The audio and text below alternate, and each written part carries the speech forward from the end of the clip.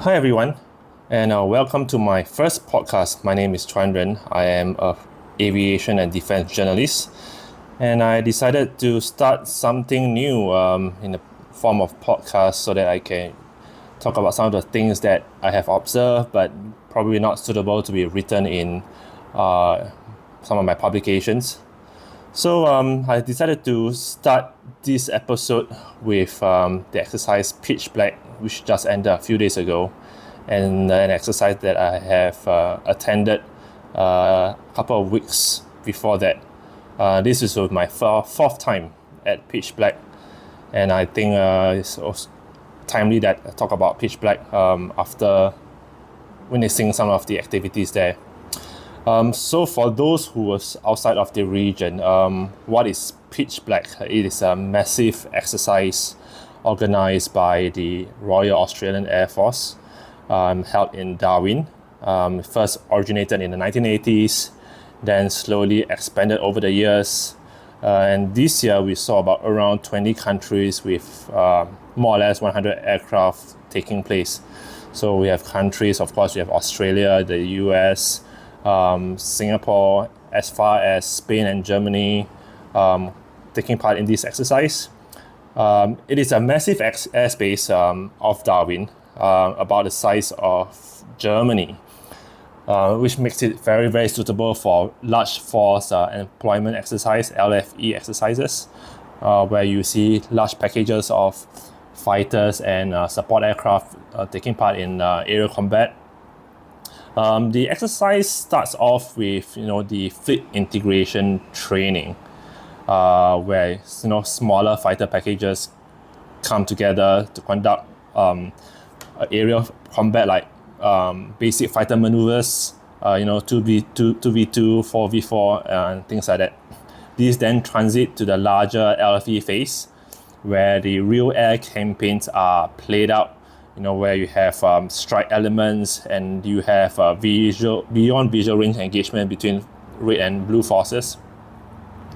The success of the exercise over the years, and also at the same time Australia's bigger role in the regional security, also meant that over the years more countries are flying over to Australia to play a part in this exercise.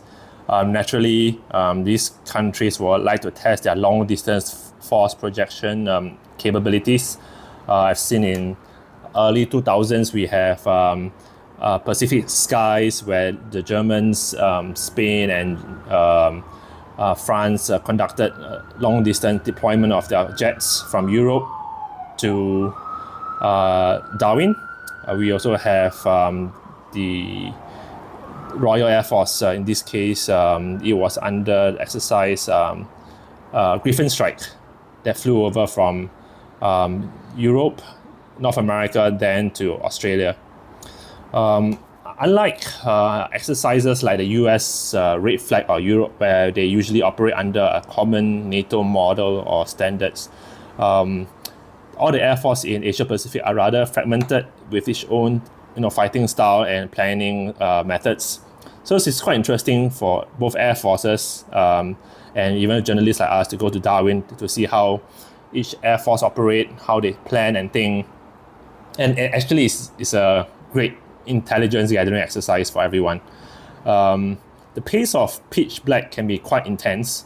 At one point there were around 3 waves of sorties. That's a morning wave, afternoon wave, and the night wave, where the names come from. Pitch Black, where you fly over the very dark outback of the Australian skies, and as many pilots have said, they can't see anything in front of them. And not all Air Force actually can generate that many aircraft and crew in one day. Over the days, as external journalists like us, we can see who actually have the capability to do so, because we do attend and witness the multiple waves. And some will appear for only one sortie, some only for the day, and some only for the night. And of course, there's only the few that appears for almost all 3 sorties. I want to maybe take this time to discuss the participation of Philippines and Singapore at Pitch Black, which has sparked my interest. Understandably, one can expect one of the next few flashpoints to be somewhere around, South China Sea or Taiwan Straits. And I think Philippines will probably be caught in the crossfire. The country has, of course, shifted its military posture from counterinsurgency to territorial defense. So therefore, I think the Philippine Chief of Air Force who were there this year and shared that it's important for the ability for the Philippine Air Force to be able to integrate into a large-scale aerial campaign, which is very crucial for them, whether to contribute as a fighting unit or to house multinational forces in Philippines. From what we see, the Filipinos Air Force were having a blast, at Darwin. They brought their newly upgraded FA-50 fighters and integrating into high-end air-to-air combat serials.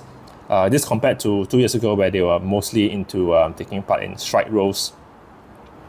So the Filipinos are also looking at this opportunity to evaluate their future aircraft acquisitions.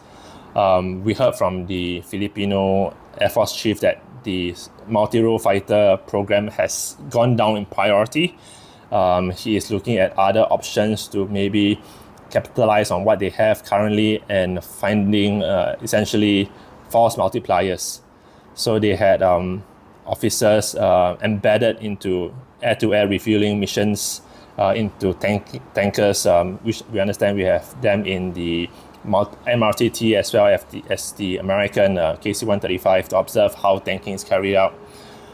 They were embedded into the air battle space management units, and they witness how command and control is being carried out.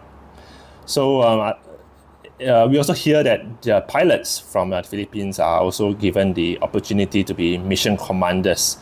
Essentially what they do, they are planners and command a number of different flights during the LFE missions. What I find interesting is, they are relatively small Air Force and little experience in such LFE missions, the big ones. So I believe the learning curve for them will be very steep, and it will be interesting to see how they actually perform as mission commanders during pitch black. Shifting gears to Singapore, I feel that they are one of the anchor partners for pitch black. They first participated in the 1990s, and for many, many years they have sent around 20 aircraft every year. I think 4 years ago they had the F-15s, F-16s, the MRTTs, they had the G550 airborne early warning aircraft. But this year they only deployed 8 F-16 upgraded ones, the MLUs, and one G550 airborne early warning aircraft. Well, remember earlier I mentioned about more countries are participating. That also means that training requirements are becoming more diverse, and as the exercise commander, if I recall his name, Air Commodore McCormick, he mentioned that when more countries come in, they will submit their training requests, and it is the exercise headquarters plan to make sure that most of these training requirements are met.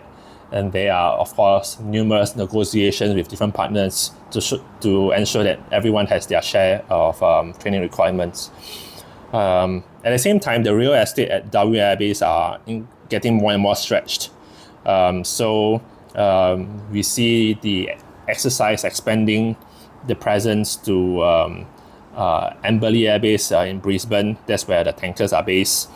Of course, there's also Tyndall where the Australian F-35s are based.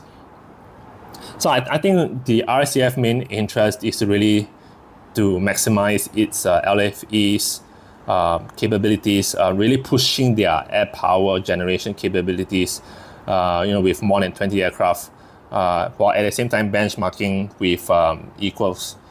But I guess with more partners, I guess they have to compromise, and maybe at this time around they have to manage with what they have and send a smaller presence. But unlike Red Flag in the US, or even to a certain extent Coke Tiger in Thailand. One thing that pitch black can really provide is really pushing the ability for the G550 airborne early warning guys. In any sorties, you have more than 50 aircraft in the air, which really tests our airborne air warfare officers, their ability to conduct complex weapon scenarios, at the same time maintaining safety in the skies. And that's why you see the G550 being deployed to pitch black almost every year since it was introduced. Of course, before that, you have the E2C Hawkeyes. Pitch black is also one of the largest gathering of the next generation fighters like the F-35. This time round, you have the F-35s from Australia, Japan, and the US, which is giving the RSCF the chance to really learn how future air combat is planned and executed, with stealth aircraft, with how they integrate with fourth generation aircraft like the F-16s and F-15s.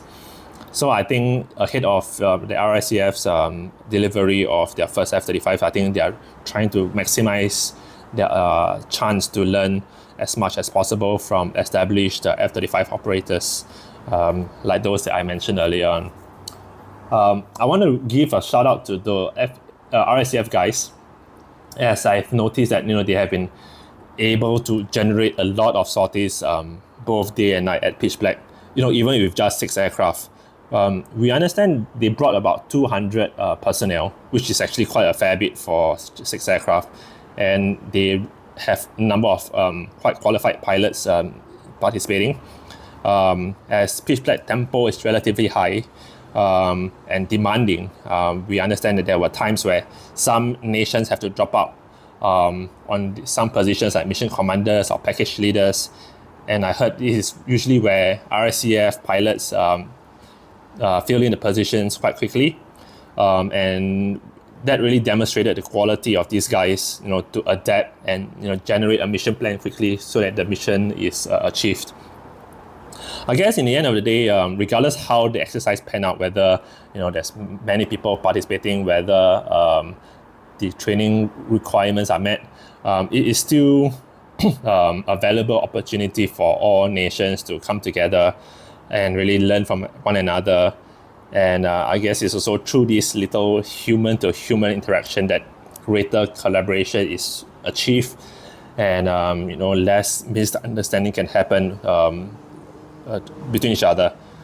So I guess this is my first venture in the podcast. I hope it has been useful to you listeners. I hope you can continue to support this channel, and feel free to know how I can improve, and let me know what you'd like to hear more. Thanks again, and see you next time. Bye.